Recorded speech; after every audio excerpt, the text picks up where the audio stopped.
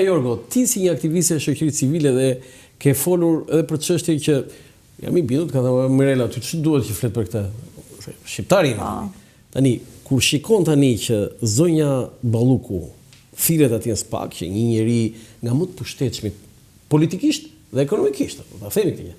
Tani si ndihesh tani? Do të thënë është një shenjë shpresë pozitive kjo që drejtësia. Ja pra, e nisa ta them, o do të jetë si, domethënë në pozicionin e dëshmitares që ka dini për një vepër penale, për ato vepra penale që dyshohen. Tani çështja është për tunelin e Ose do të jetë Llogarit. person në hetim, ose do t'i paraqitet akuza.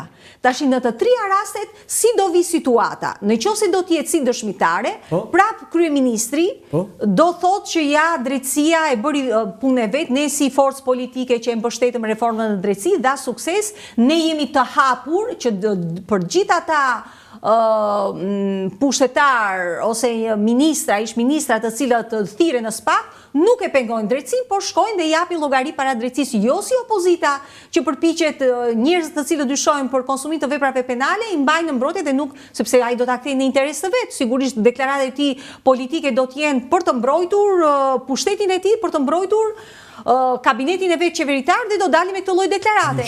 Në qoftë se do të jetë person në hetim, ai prap do thotë ne jemi të hapur kundrejt organeve të SPAK-ut, jemi të gatshëm që organi më i lartë i drejtësisë siç është SPAK-u të marrë dhe të shqyrtojë me detaje çfarë veprash penale ky person i kabinetit qeveritar ka bërë, por mund bëj dhe një lëvizje, o ta shkarkoj Belinda Ballukun, ose të kaloj në ministri pa portofol. Mund të bëj dhe këtë zhvendosje, për ta ruajtur si figurë. Prit këtu tani, këtë duhet të sqarojmë. Do të thënë, nëse ndodh kjo thoni ju, ai mund të shkarkoj. Mund. Ti si e parashikon? Tani Mirela Jorgos nuk i shpëton nuatën. Unë nuk e parashikoj shkarkim. Se ti ke dy intuita të femrës, po edhe intuitën që je aktivist. Nuk e shikoj si shkarkim, sepse do të ishte një goditje fatale, ose mund të ketë një transferim të një ministri pa portofol.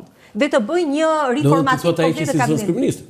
Po, mund ta bëj këtë gjë dhe mund ta kaloj në një ministri pa portofol. Po që si zëvendës kryeministri e hequr nuk mund, më fal për shprehjen, nuk mund ta degeneroj siç u bë figura e Erion Veliaj, por mund ta mbroj në një farë. Ishte nevojshme të thoshe më fal për shprehjen, se fjala degenerim nuk është e tushme. Po, okay, mund të jetë një lëvizje më tepër diplomatike për të thënë edhe sepse është i detyruar për t'i thënë SPAK-ut që janë jemi të hapur, ti nëse e ke marrë këtë personën e tim, vazhdo kush janë provat, atëherë nëse do të jetë në akuzë, atëherë do jetë tërmet politik. Do jetë tërmet i fuqishëm. Po akuzë tani më shpjegon nga ana, a mund ta bëj SPAK-u ti paraqes akuzë një po mund të akuzoj, mund të merr si pandehur. Ai është deputete. Po mund të merr si pandehur, ti hapet rruga për ai është deputete. Le të jetë deputete, do t'i hapet rruga për pjesën e nëse ai është në akuzë. Patjetër. Do të thënë ti duhet të thon për ata që na ndjekin, Mirela, për ata që na ndjekin, jo mua. Do të thënë që i shpjegojmë që SPAK ka drejt ta marrë pandehur edhe pa hequr imunitetin? Të pandehur patjetër, do t'i deklarohet akuza dhe do nisin pjesa procedurale siç e ka ligji për heqjen e deputetit patjetër. Imunitetit. Po. Do zbatoj procedura një për një. Si e parashikon heqjen e imunitetit? E voton pse? Se pse e ka ndorë atë, se ka putë. Ndodhi dhe rasti Olta Gjaçkës. E pe çfarë presioni u bë për pjesën e Olta Gjaçkës në Kuari? Jo, pyetja ime është, lëshon Edi Rama në këtë rast apo jo? Pikërisht këtu doja të thosha. Do të jetë një goditje fatale për kabinetin qeveritar nëse Belinda Balluku do kaloj në akuzë. Dhe çfarë do ndodh me zotin kryeminist? Si e parashikoj ju me zotin kryeminist? Po si parashikon ti? Si parashikoj zoti kryeminist? Të qesh fytyra, të ndrim fytyra. Kur thua kështu të shkarkohet Edi Rama, ndrim fytyra. Jo të shkarkohet, jo nuk e kam. Ai do bëj majoranca kënaqesh Mirela, kënaqesh. Jo, nuk kënaqem, po thjesht çfarë parashikoj? Unë parashikoj që ai prap do t'i ruaj pozitat e veta. Dhe do dali. Po. Je dakord me ju? Po jam dakord që do t'i ruaj prap. Do ruaj veten, jo Belindën. Do ruaj veten, jo Belindën. Dhe ai do dali me nocion të tillë dhe do thotë që ne jemi të gatshëm, persona që kanë ngrënë kumlla pas krave të mia, Kumblla dhe Darda të shkojnë para drejtësisë. U bën dhe Darda, Po. Se Kumblla ka thënë. Kumblla, Darda kanë një frut tjetër që ta Dhe do ta shfrytëzoj. Jo, çfarë fruti tjetër? Kumblla, Darda, fiq, tjetër, kanë rënë fiq, moll, këto janë. Këto janë. Ska.